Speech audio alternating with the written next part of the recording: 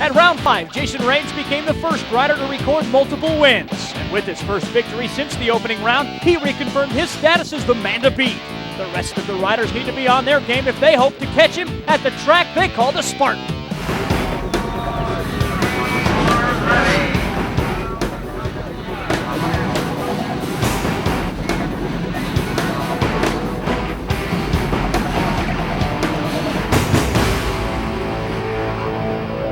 From beautiful Sparta, Kentucky, welcome to the GNCC Racing Series presented by Suzuki. Dave Reef along with 5-time GNCC motorcycle champ Scott Summers ready for round number 6 action. But the buzz in the pits is, despite having 4 different winners in 5 events, the return of Shane Watts to GNCC cross-country action after missing the first 5 races of the season.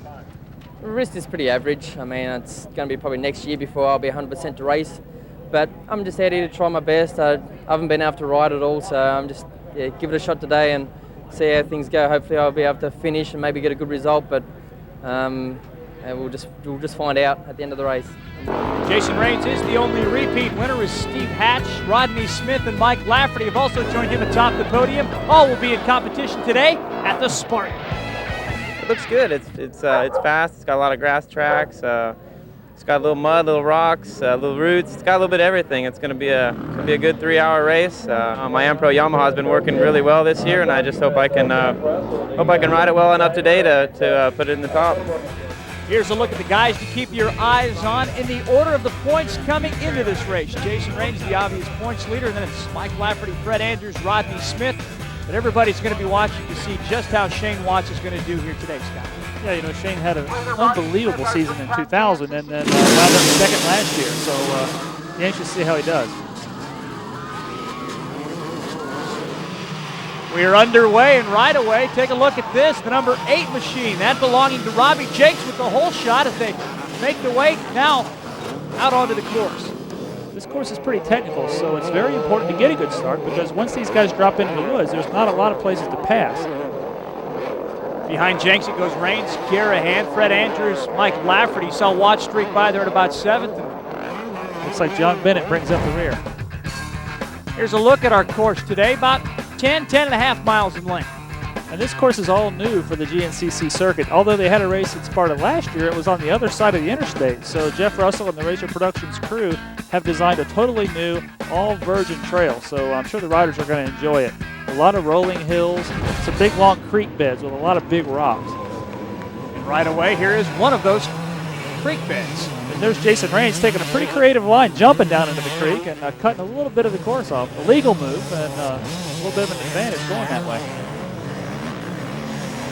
The rest of the riders streak their way through the water. Andrews going by. Try out for Watts. Mike Legrowski followed by Rodney Smith. Now Robbie Jinks is out there kind of breaking trail, you know. He's never seen this terrain, so the pace has got to be a little bit slower just because these guys don't know what's coming up around the corner. How do they know how to get around the course? Well, they follow arrows, and the Racer Productions guys do a good job of putting a bunch of arrows out there. But the speeds these guys go, you know, you're looking down at the ground, watching what your tire's getting ready to run into, not necessarily up in the trees where the arrows are. So on our leaderboard there, Jason Raines has fallen to 5th. Rodney Smith has made his way up to about 8th place. It's been an up and down season for the Suzuki trio. Now, Robbie Jinks' home is just one state north up in Ohio, so this terrain isn't a whole lot different from what he's used to practicing in, so that's got to help him.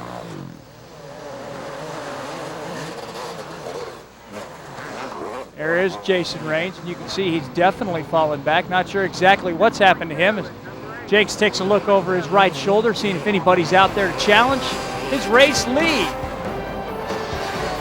Meanwhile, Shane Watts is back in 16th. Can he make up some ground?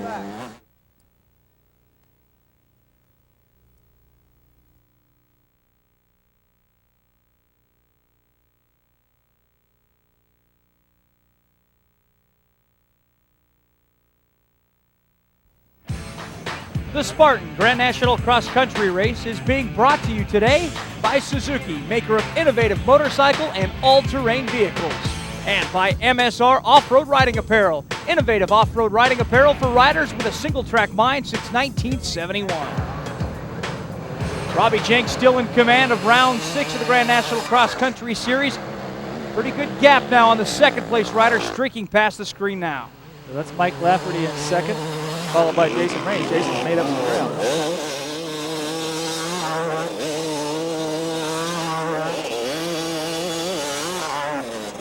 Back behind there, the battle for fourth warming up now as you take a look at Brian Garahan, who started a little bit further front but has slipped back to 8th place.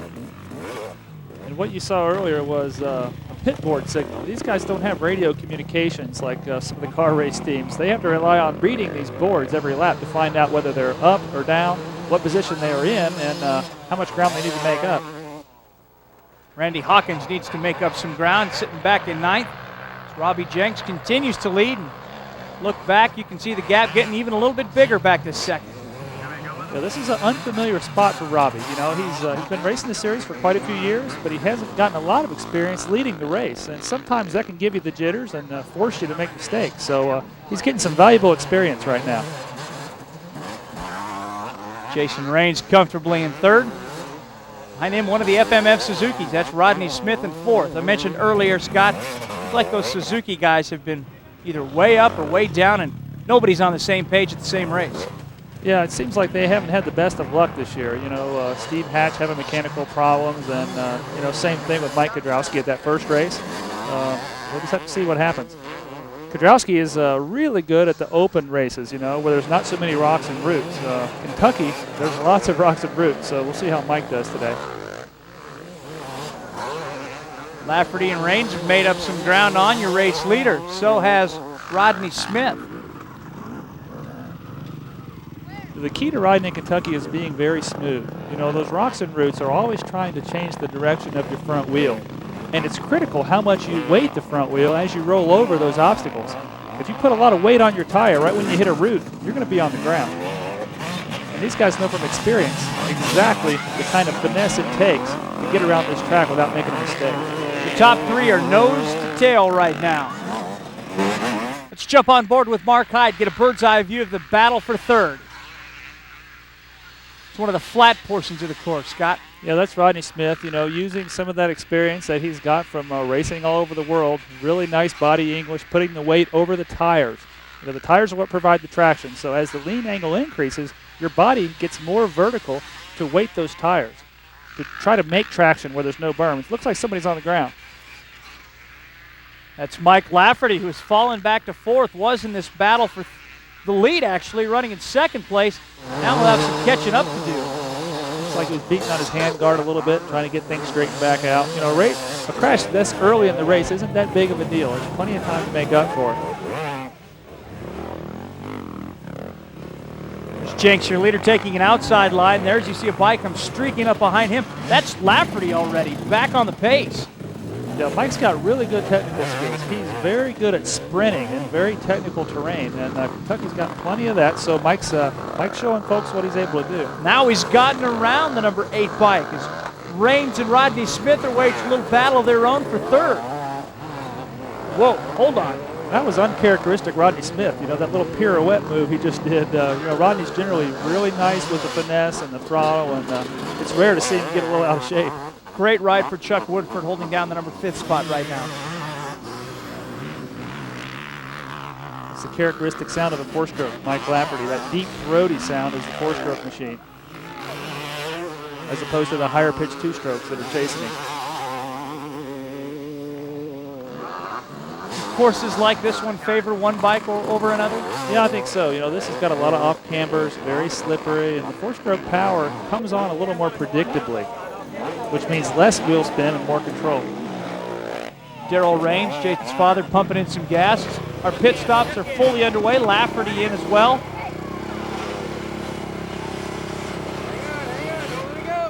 Alan Rant telling Mike to not go yet. You know, the worst thing these guys can do is leave early before the tank's full. And it's really hard to keep these guys stopped because every second is so important. They work so hard to gain that ground on the track. The last thing they want to do is just sit still while they're getting fuel. Great side-by-side battle up the hill as Watts is definitely off the pace, talking things over with KTM crew there. I think he's calling it a race. Yeah, I think he wanted to find out how his wrist was going to do, and obviously it just isn't good enough. So he's parking it, going to have to let that thing heal a little bit more.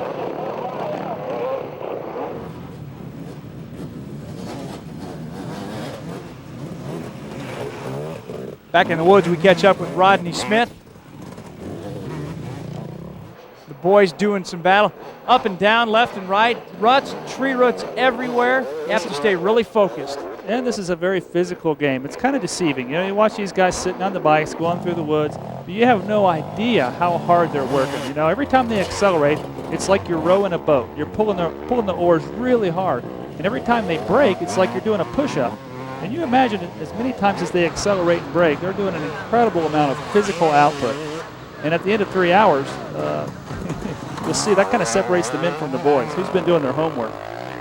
Saw one rider stalled in the mud hole. He's probably exerting a little energy trying to get that bike going as well. One of those tree branches kind of reaches out and slaps at you.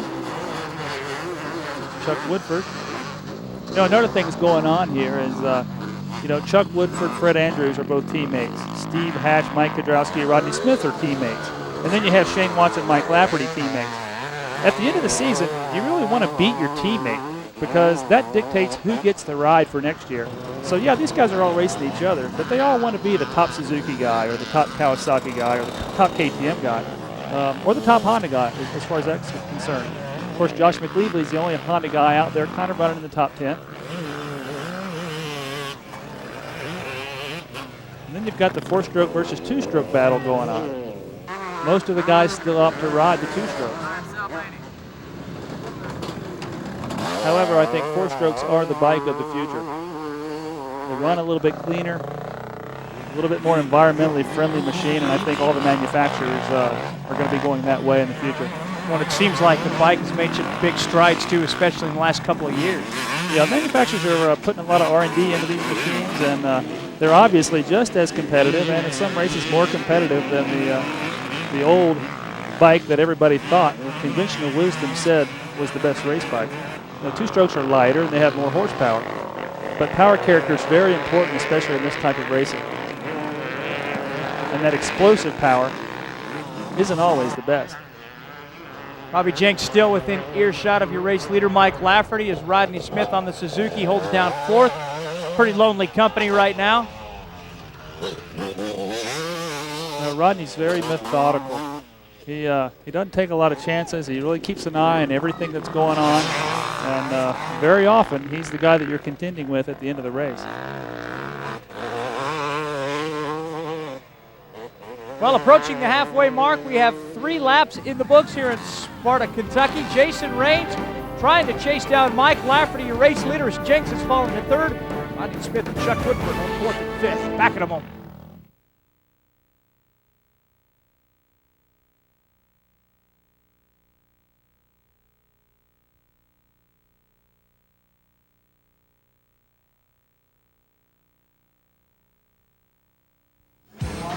Round 6 of the Grand National Cross Country Series, the Spartan GNCC, is brought to you today by MSR Off-Road Riding Apparel. Innovative off-road riding apparel for riders with a single-track mind since 1971. Dave Reef and Scott Summers welcome you back to the Spartan. We check in with our riders to see how they're faring now, working on lap number 4. And so far, everybody's still trying to chase down Mike Lafferty. Yeah, Robbie Jenks is hanging in there, having a really good race. You know, he's one of 4 guys on the Yamaha squad. There's Robbie Jenks, Jason Raines, Barry Hawk, and Randy Hawkins. Well, Jason Raines has come to the front now, pushing Lafferty back a position. Raines was making up some pretty good time in that 3rd lap, cruising to a time of 25 minutes, 54 seconds. Gives you an idea how long it takes to get around this 10-mile course. You know, 7 or 8 years ago, those guys wouldn't be going so fast through that Rocky Creek bed. But today, they have these things called foam inserts, and it's impossible to get a flat. So they're able to carry a lot more speed and slam into rocks that years ago they just couldn't have for fear of getting a pinch flat. Barry Hawk has steadily moved up, now up to 7th place. He started out about 9th or 10th early in this race. And here's a look from the helmet cam. Mark High's riding that bike. The next champion of the Blackwater 100. You know, Mark can ride rocks really well and hang right in there behind the leaders for a little while, and then, of course, he can rest. Gives you an idea, though, just how choppy and bumpy and ruddy those creek beds are. Yeah, it's a good place to fall down, and if you were to go down in there, it would hurt. Is there such a thing as a good place to fall? Yeah, in a real soft spot, a big pile of sand.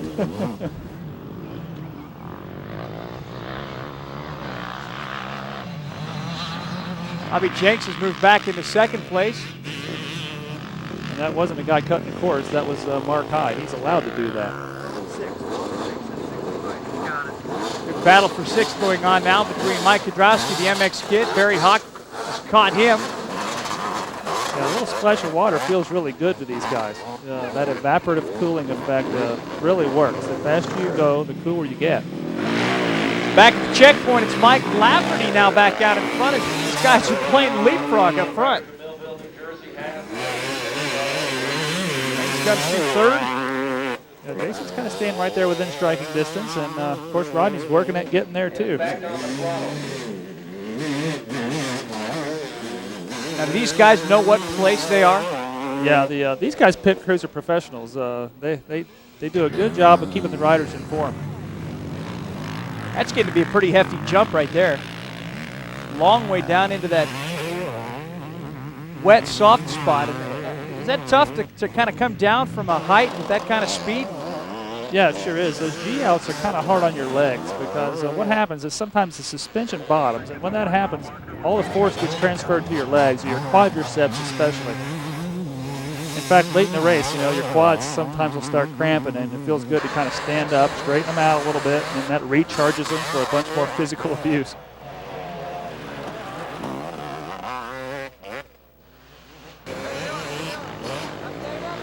Now it's Robbie Jenks back in first. These guys are all over the place right now. I'll tell you what's happening. There's probably several different lines, and depending on what line you take, that kind of dictates whether you take the lead or not. That would be an example of a bad line. What happened there? Well, I think his front wheel caught that root at about a 45-degree angle, and it just took the bike out from underneath him. That happens so fast. It's just one of those things. The only person who hasn't changed position throughout much of this race is Chuck Woodford, who still is fifth. Now it's Raines back in front. Yeah, once you lose the lead group, it's really hard to catch back up. I think when you can see the leaders, you kind of get that adrenaline pumping, and you start performing better and better. You stop making mistakes, and that's what allows you to win these races. Well, Jason Raines, Robbie Jenks, and Mike Lafferty have all spent time at the front, but they all better be watching out for Rodney Smith, who's on the charge in Kentucky.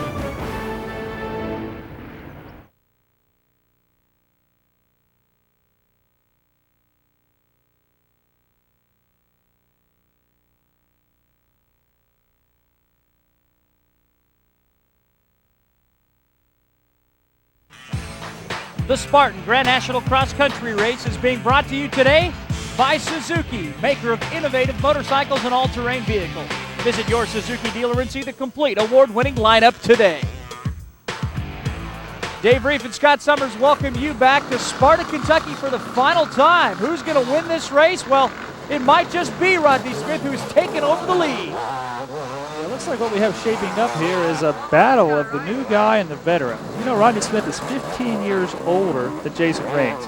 And though physically that might be a little bit of a disadvantage, mentally, Rodney's got a lot more experience. Big time mud for the FMF Suzuki rider. Not sure who that is. You can't quite see a number even. You can tell he's tired. He's just kind of making a stab at that Kickstarter every now and then. Lafferty has fallen back to fourth place. You saw Jenks just a moment ago ahead of him in third place. It looks like Smith and Raines have kind of climbed away a little bit. Make their way through the checkpoint. You can see the gap now back to third. Yeah, Robbie led early on, and I think he wants to get right back up in the thick of things, and we'll see how it plays out. He led so many laps early. Do you think it's an issue of possibly getting a little bit tired? It very well could be. When you're out front, I think you spend a little more energy than you do when you're following somebody. And yeah, that definitely comes into play. Well, the race is winding down, and you can see Rodney Smith has now a pretty sizable lead over Jason Raines. But Raines is not going to quit.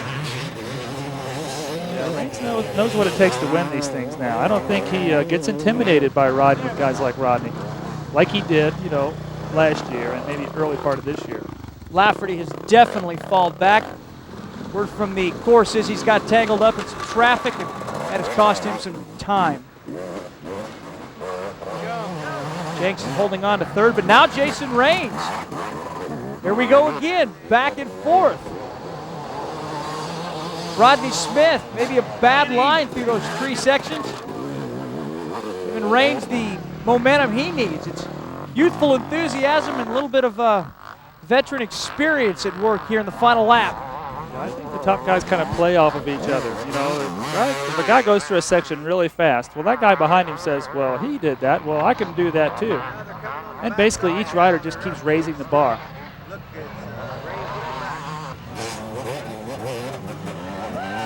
We'll talk about raising the bar. Jason Rains is doing just that, beginning to feel pretty invincible at this point. A few more corners to go, and Rains will have this one all but sewn up. You know, it's almost difficult this season to win just one race, let alone 2, but it rains and pours, and for the 3rd time this season, Jason Rains has crossed the finish line ahead of the competition in Grand National Cross Country Racing. 17 seconds better than Rodney Smith.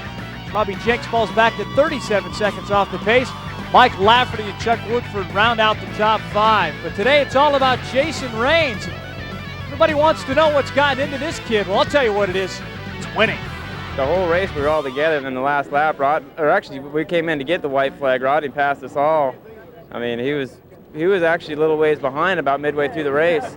He caught us and passed us all within the, you know, he probably gained up, I think he probably picked up 20, 30 seconds there about mid-race on us, and he got by us, and yeah, I didn't know the last lap because I just stopped for a splash of gas. Rodney kind of got a little further out. I didn't think I'd be able to catch him, but I just tried my hardest, and my bike worked really good, and I was able to catch up to him, and then got to a little section, and it was like a really snotty little rooty hill, and I went right past the lapper, just squeezed by him, and I guess Rodney got hung up on him. So I think Lady Luck was playing with me and my Ampro Yamaha today. Now, you can call it what you want, but in the end, it's a 24-point lead in the series after just 6 rounds of racing over Mike Lafferty. Rodney Smith's 2nd place finish pushes him up to 3rd of the points.